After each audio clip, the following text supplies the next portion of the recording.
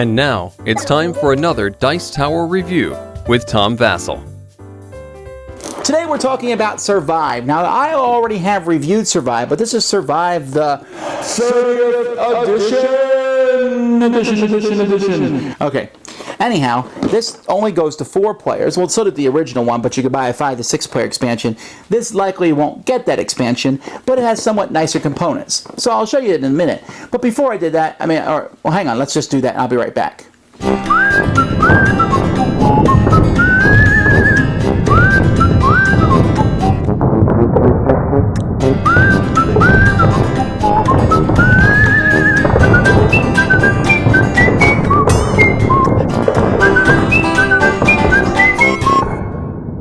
This is the board to Survive. At the beginning of each game, you're going to set the board up randomly. You're going to put some sea monsters on each of these spaces, but you're also going to put some hexagons on the board here randomly, and then each player is going to set their pieces up one at a time.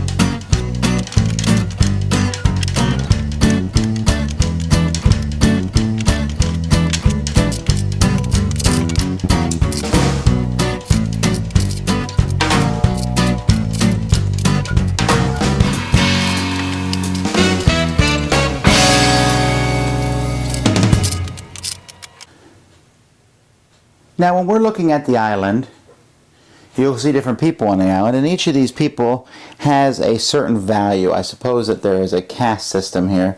So, for example, this guy has a value of 6, while this guy here is only a value of 3. You have different ones valued from 1 to 6, and at the beginning of the game, you're allowed to see which ones are yours and see where you're placing them. But your goal is to get these people off the island and onto one of these 4 islands on the outside of the board because they are safer. So gameplay is very simple. On your turn, you have 3 movements that you may make. Now, you may make all the movements with one person. You may move separate people. For example, I can say 1, 2, 3. If I had people in the boat, I could even move the boat a couple spaces. And there's no rule that says that there has to be all the same color in one boat. You can take a ride with someone else in their boat. If I have a guy swimming in the ocean, the farthest he can move is 1 because it's very exhausting to swim in the ocean. So I hear. After I'm done with my 3 movements, and again, my goal is to get my people to the islands, I then must sink part of the island. We'll start with the sand tiles, and then we move to the forest tiles, and then the mountain tiles will be the last to sink. But I'll sink a sand tile. So let's say I sink this one. It's next to the ocean. So I sink it, the person there falls in the water, and they start swimming. And then I see what the tile does.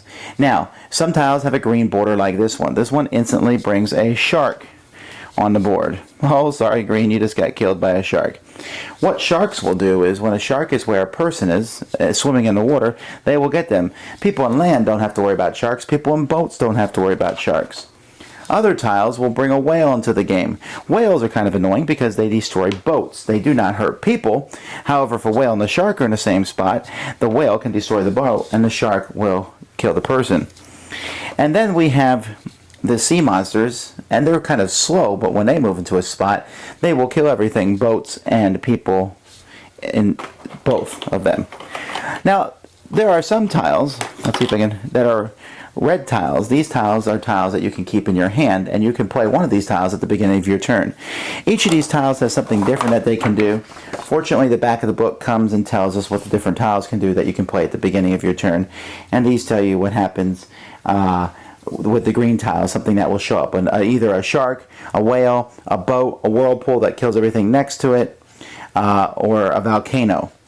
And so those are the different things that will be coming up during the course of the game. And so as the game progresses, the board's going to get smaller and smaller. After a player has pulled that tile up and played that tile, they're then going to roll a die. Now this die is a very simple die. It has shark on 2 sides, sea monster on 2 sides, or whale on 2 sides.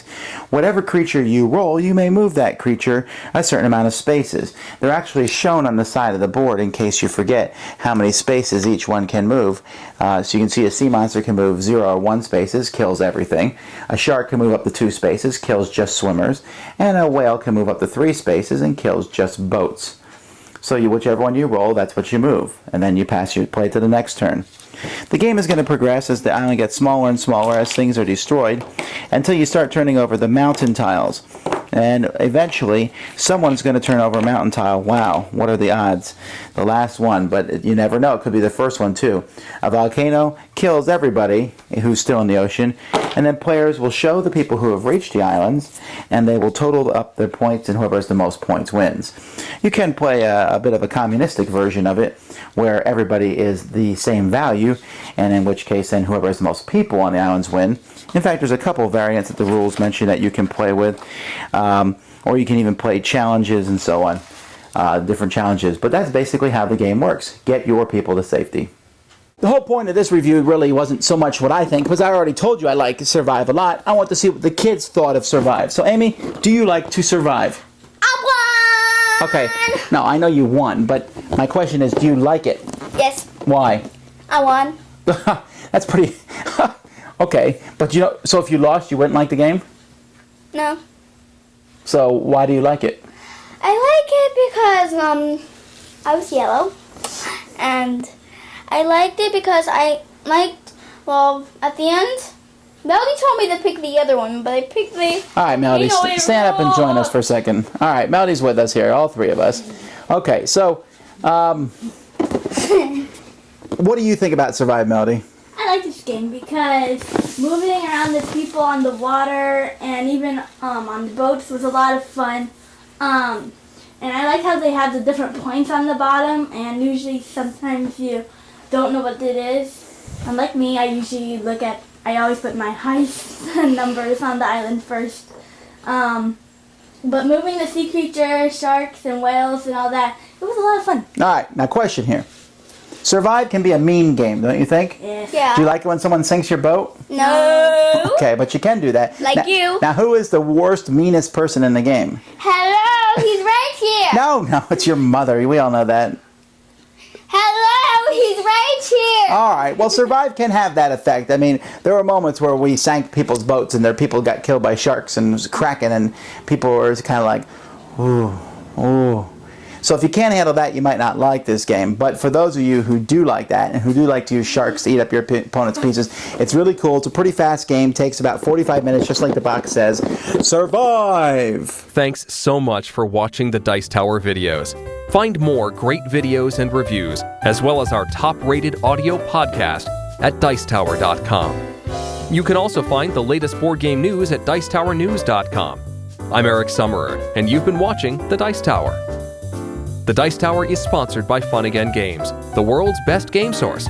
Fun Again Games has over 5,000 games available. Check them out at funagain.com.